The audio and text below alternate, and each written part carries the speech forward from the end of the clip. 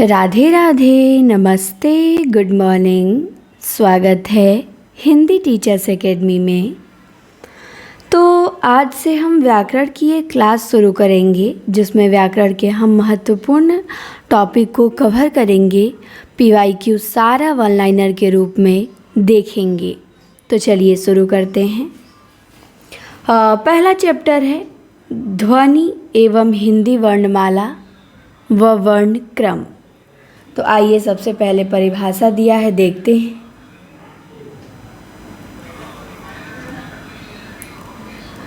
परिभाषा दिया है कि व्याकरण वह शास्त्र है जिसके द्वारा हम किसी भाषा को शुद्ध पढ़ना, शुद्ध लिखना तथा शुद्ध बोलना सीखते हैं।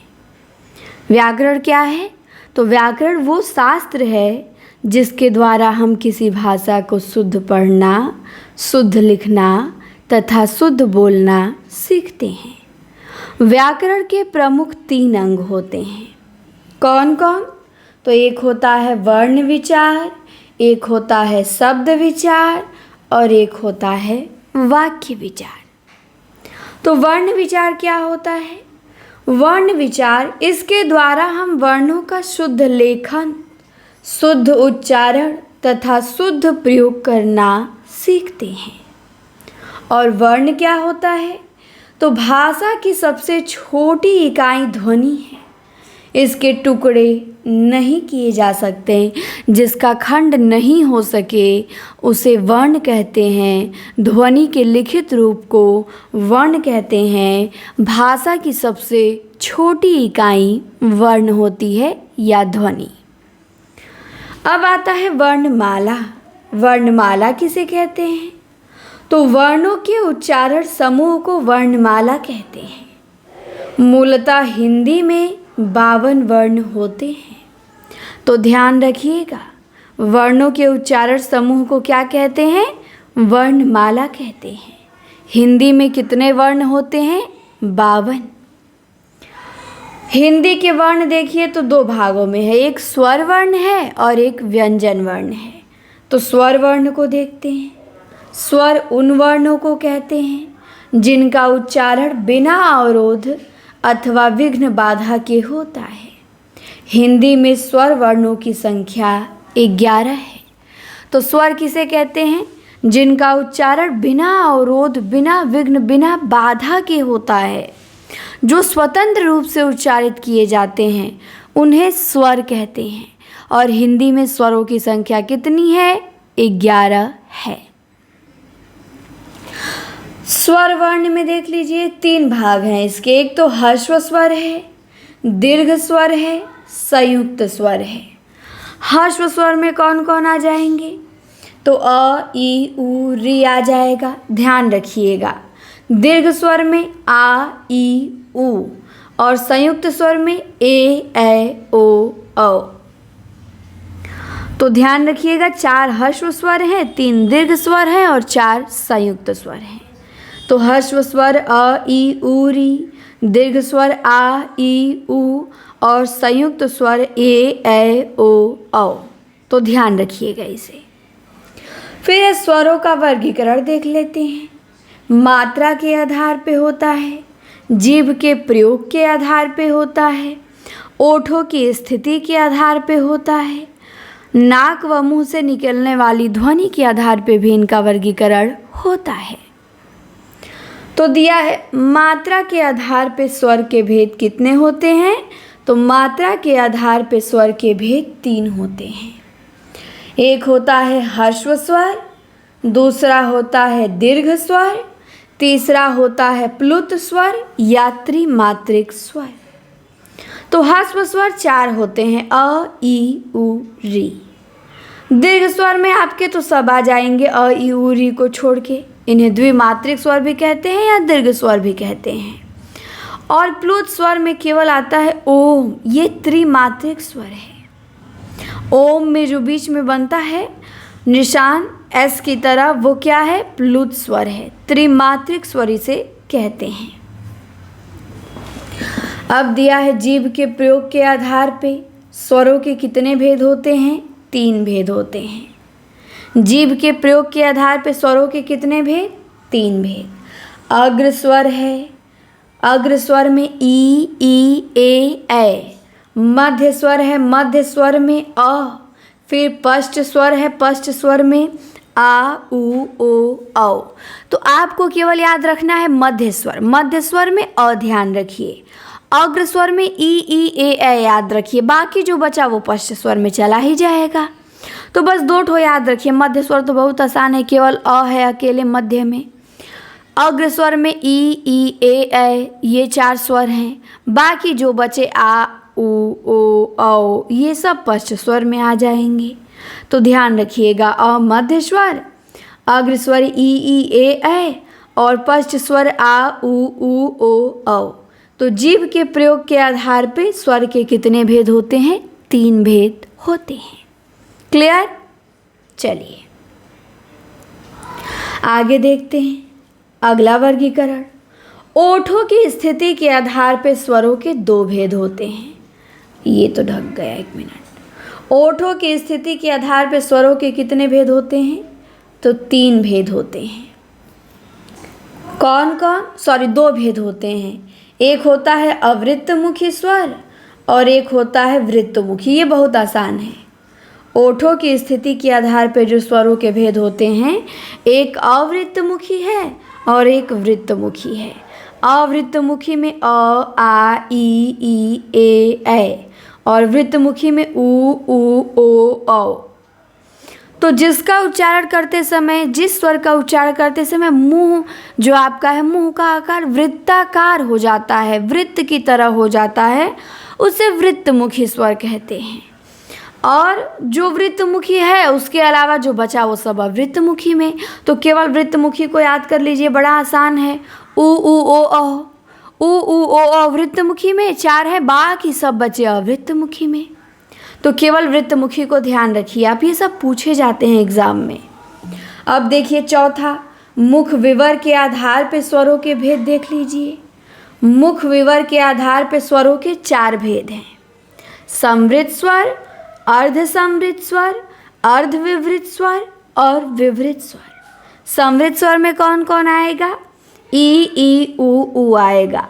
अर्ध समृद्ध में ए ओ आएगा।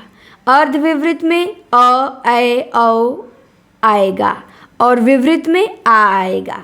तो आप ऐसे याद रखिए। पहले आप विवृत को याद कर लीजिए। विवृत में खाली एगो आ है, विवृत में खाली एगो आ है। विवृत के बाद अब याद कर लीजिए समृद्ध। समृद्ध में ई उ है। समृद्ध बड़ी आसानी से याद हो जाता है। ई उ समृद्ध में, आ विवृत में। अब याद कर लीजिए अर्ध समृद्ध। अर्ध समृद्ध में ए है और ओ है। अर्ध समृद्ध में क्या है? ए है, ओ है।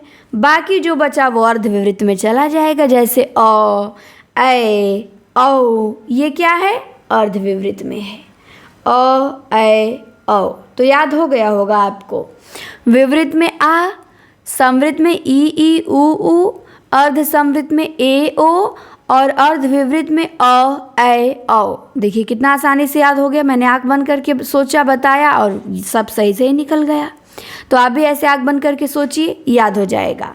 विवृत में आ, समृद्ध में ई उ और अर्ध समृद्ध में ए ओ और अर्ध विवृत में अ ए औ। हो गया।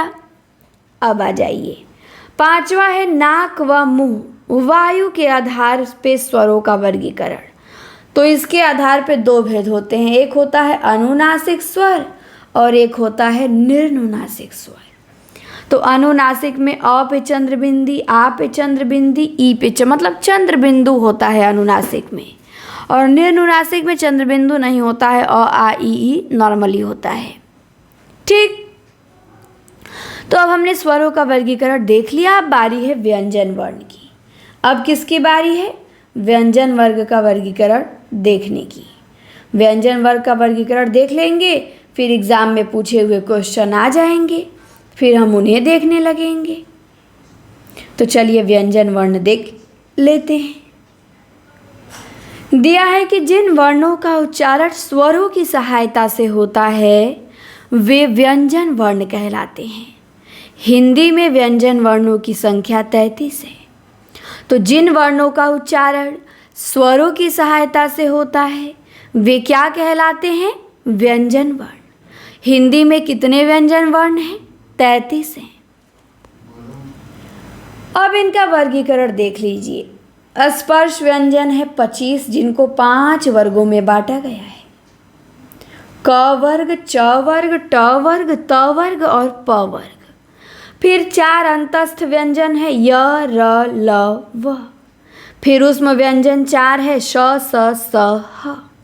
तो ध्यान रखेंगे, 4 अंतस्थ व्यंजन य, र, ल, व, 4 ऊष्म व्यंजन स, श, स, ह और 25 स्पर्श व्यंजन है। 5 वर्ग हैं स्पर्श व्यंजन में। क वर्ग में क से अंग तक, च वर्ग में च से इ तक, ट वर्ग में ट से अढ़ तक, त वर्ग में त से न तक, प वर्ग में प से म तक। तो ये आपके व्यंजनों का वर्गीकरण हो गया। अब आइए घोषत्व के आधार पे वर्ण के भेद देखते हैं। तो घोषत्व के आधार पे व्यंजन के 2 भेद होते हैं। एक होता है अघोष वर्ण और एक होता है सघोष वर्ण। तो अघोष वर्णों की संख्या 11 है और सघोष वर्णों की संख्या 29 है। अघोष वर्ण बड़े कम हैं और सघोष वर्ण उसके 2 गुना है, 3 गुना लगभग है। तो अघोष वर्णों की संख्या 11 है और सघोष वर्ण 29 है। ध्यान रखिएगा। अघोष वर्ण में है प्रत्येक वर्ग का पहला व दूसरा वर्ग। प्रत्येक वर्ग का पहला व दूसरा वर्ण, जैसे क, ख, छ, छ, ट, ठ, त, थ, प, फ और तीनों स, ये उसमें व्यंजन में आते हैं, अघोष में आते हैं। तो आपको ऐसे याद रखना है, अघोष सघोष पता है। आप बस ये याद रखिए कि प्रत्येक व्यंजन का वर्ग का 5 वर्ग हैं हमारे पास, क, च, ट, त, प। प्रत्येक वर्ग का पहला और दूसरा वर्ण तथा तीनों स ये अघोष में आते हैं। प्रत्येक वर्ग का पहला और दूसरा वर्ण तथा तीनों स ये अघोष में आते हैं। इसके अलावा अघोष में कुछ भी नहीं आता है, जो बचा सब सघोष में जाएगा। तो बस अघोष याद कर लीजिए, सघोष जो बचा सब सघोष ही है।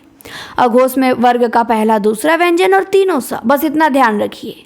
बाकी जो बचा सारे स्वर सघोष में, प्रत्येक वर्ग का तीसरा चौथा पांचवा व्यंजन वर्ण सघोष में, फिर य, र, ल, व, ह सघोष में। तो हो गया सघोष वर्ण आपका। प्रत्येक वर्ग का तीसरा चौथा पांचवा वर्ण, सभी स्वर सघोष हैं और अंतस्थ व्यंजन और ह। अघोष में केवल तीनों स हैं और पहला दूसरा वर्ण है।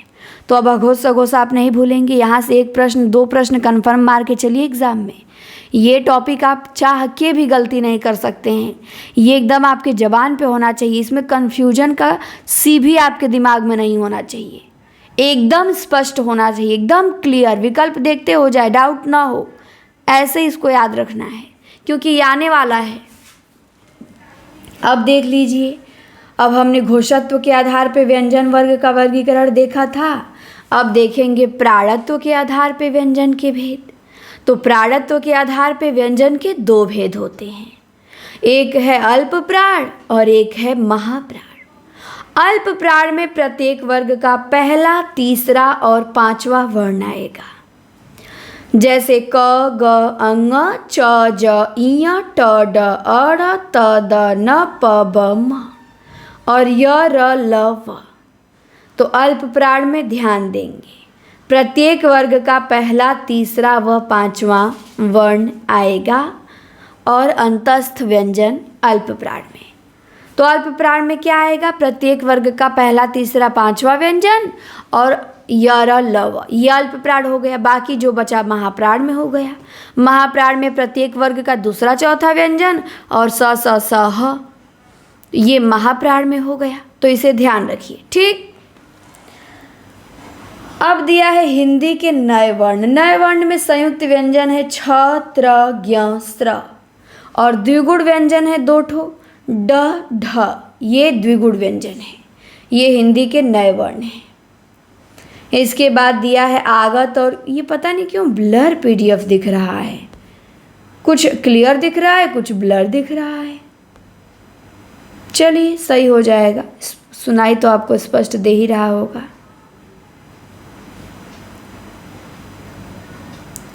यहाँ पे दिया है अनुस्वार बिंदी होता है एक और विसर्ग 2 बिंदी होता है। ठीक। फिर दिया है वर्णों के उच्चारण स्थान, जैसे नासिक से उच्चारण होने वाले अंग है, इय है, अड़ है, न है, म है। वत्सर्य व्यंजन न, र, न, स, र, ल है। दंत में त वर्ग आएगा, ल आएगा, दंत स आएगा। दंतोष्ठ में व आ जाएगा। ओष्ठ में उ और प वर्ग आ जाएगा। मूर्धन्य में ट वर्ग आएगा, रस्सी र आएगा, मूर्धन्य स आएगा और री आएगा। तालव्य में ई आएगा, च वर्ग आएगा, य आएगा, स आएगा। और कंठ तालु में ए और ऐ आ जाएगा। कंठोष्ठ में ओ आ जाएगा और कंठ में अ आ और क वर्ग और अह आ जाएगा और ह आ जाएगा। ये कंठ में आ जाएगा। ठीक। अब दिया है पंचमाक्षर। हिंदी में अनुनासिक वर्णों की संख्या 5 है। कौन कौन? तो अंग, इय, अड़, न, म। ये पंचमाक्षर कहलाते हैं, प्रत्येक वर्ग का 5वां व्यंजन। फिर स्पर्श संघर्षी व्यंजन है, च, छ, ज, झ। फिर संघर्षी व्यंजन है, तीनों स है, ह है, ख है, ग है, ज है, फ है। फिर पाशर्विक व्यंजन में ल है, लुंठित व्यंजन में र है और उच्छिप्त व्यंजन में ड और ढ है। तो ये हमने शॉर्ट में, ज़्यादा विस्तृत हमने नहीं देखा, बस आपको सब पढ़े हैं, रिवीजन हमने करवा दिया एक बार। तो ये आपका स्वर व्यंजन वर्गीकरण आज आपने बहुत इंपॉर्टेंट टॉपिक है, बहुत कम समय में आपने देख लिया। अब इससे जो प्रश्न बने हैं एग्ज़ाम में, जो अगली वीडियो में हम वो देखेंगे। तो आपका काम है इस वीडियो को अधिक से अधिक शेयर करना, तभी अगली वीडियो आएगी। कमेंट करिएगा, लाइक करिएगा, चैनल को सब्सक्राइब करिएगा। हम मिलते हैं आपसे जल्दी ही अगली वीडियो में। धन्यवाद। व्याकरण पे बहुत अच्छी पकड़ बनानी है, व्याकरण से बहुत ज़्यादा क्वेश्चन आएंगे आपके एग्ज़ाम में और एग्ज़ाम बहुत करीब है, इसीलिए व्याकरण पे ज़्यादा फोकस करना है।